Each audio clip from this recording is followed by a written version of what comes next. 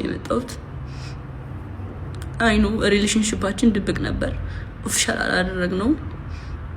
እሱም የኔ ጥፋት ሊሆን ይችላል አይሆንም ይችላል አላውቅም። ሜቢ አሁን ማወራላችሁ ወሬ ብዙ ወሬ ስላለ ነው። እና ከጆን ዳንኤል ጋር ሪሌሽንሺፕ ውስጥ ነበርኩኝ። ግን ሪሌሽንሺፕ ውስጥ ሆነን ጸባችን ነበር የሚበዛው። በጣም ነበር የሚያሰቃይኝ፣ በጣም ነበር የሚመታኝ፣ በጣም ነበር የሚያስፈራራኝ።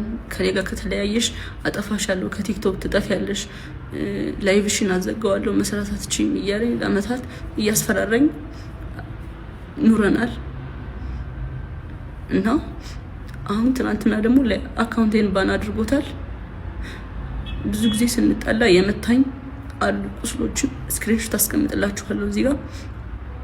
እና አሁን የመጣሁት እንድታስጠነቅቁልኝ ነው። እኔ ምንም አልፈልግም፣ ድራማ አልፈልግም።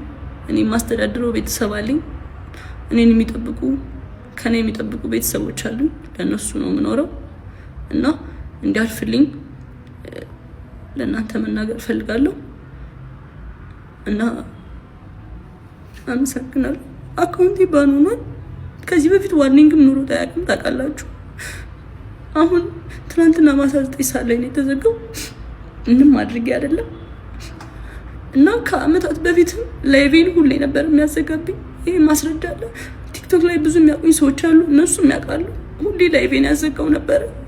ሁሌ ነበር የምማጸነው፣ ለምንድን ነው ላይቬን የምታዘጋው እያልኩት።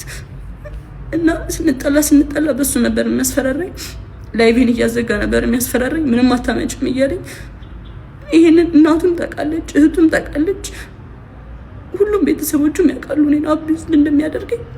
እና አሁን የመጣሁት በቃ እንዲጠነቀቅልኝ፣ እንዲያርፍልኝ፣ እንድታሳርፉልኝ ነው።